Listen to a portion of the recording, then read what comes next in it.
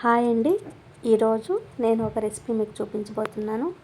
ముందుగా 1/4 కప్పు పెసరపప్పు అయితే తీసుకున్నానండి. ఒక కప్పు నిండుగా శనగపప్పు తీసుకున్నాను. ఈ రెండింటిని కూడా శుభ్రంగా నీటితో ఒక 2 టైమ్స్ కడిగేసి దాన్ని మనం వాటర్ వేసుకొని మళ్ళీ ఒక 2 అవర్స్ దాకా ఆ రెండింటిని నానబెట్టుకొని ఉంచుకోవాలండి. చూడండి, ఇప్పుడు 2 అవర్స్ అయితే అయిపోయిందండి. నానిపోయిన తర్వాత వాటర్ని అంతా స్ట్రెయిన్ చేసుకోవాలి.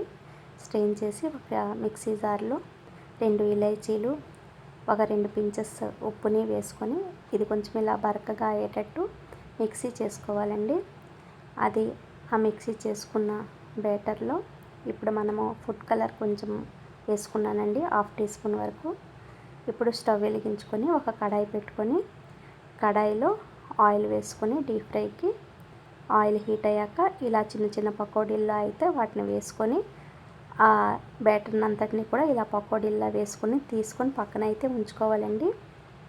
నేనైతే మీకు ఈ వీడియోలో మోతిచూర్ లడ్డు ఎలా చేయాలా అనేది చూపిస్తున్నానండి. మీకు అర్థమైపోయే ఉంటుంది. ఈ దివాళీకి ఈ రెసిపీ అయితే ట్రై చేసి చూడండి. నా వీడియోస్ మీకు నచ్చినట్లుగా అయితే సబ్స్క్రైబ్ చేసుకోవడం అయితే మర్చిపోకండి. చూడండి, ఇక్కడ అన్నీ అయితే డీప్ ఫ్రై అయిపోయినాయండి. వేరొక కళాయి పెట్టుకొని ఒక 1/2 కప్ వరకు వాటర్ని అయితే యాడ్ చేసుకొని 1.5 కప్ తీసుకున్నాం కాబట్టి 1.5 కప్లోనే షుగర్ని కూడా యాడ్ చేసుకోవాలండి. ఇప్పుడు మరుగుతూ ఉన్నప్పుడు ఇలైచీ పౌడరు ఒక 1/2 టీ స్పూన్ వరకు వేసుకోవాలి. అది తీగపాకం అయితే రావాలండి. చూడండి, తీగపాకం ఇలా 2 ఫింగర్స్ని ఇలా కలిపినట్లయితే అది ఒక తీగలా వస్తుంది. దించేటప్పుడు ఆరెంజ్ ఫుడ్ కలర్ కూడా కొంచెం వేసుకున్నానండి. అది తీసి పక్కకు పెట్టుకోవాలి చల్లారడానికి. ఇప్పుడు ఏదైతే పకోడీలు మనం దేవుకొని ఉంచుకున్నామో వాటిని మిక్సీ పట్టుకొని ఇలా బరకగా అయ్యేటట్లు పొడి పొడిలాడుతూ ఇలా వస్తుందండి. కంప్లీట్గా చల్లగా అయిపోయిన తర్వాత మనమైతే దాన్ని గ్రైండ్ చేసుకోవాలి. చూడండి, ఇలా పొడి పొడిలాడుతూ వచ్చింది. ఇప్పుడు ఈ పాకం కూడా చల్లారిపోయిందండి. గోరువెచ్చగా ఉన్నప్పుడు ఈ మిశ్రమాన్ని దాంట్లో కలిపి అది కొంచెం చల్లబడడానికి ఉంచుకోవాలండి.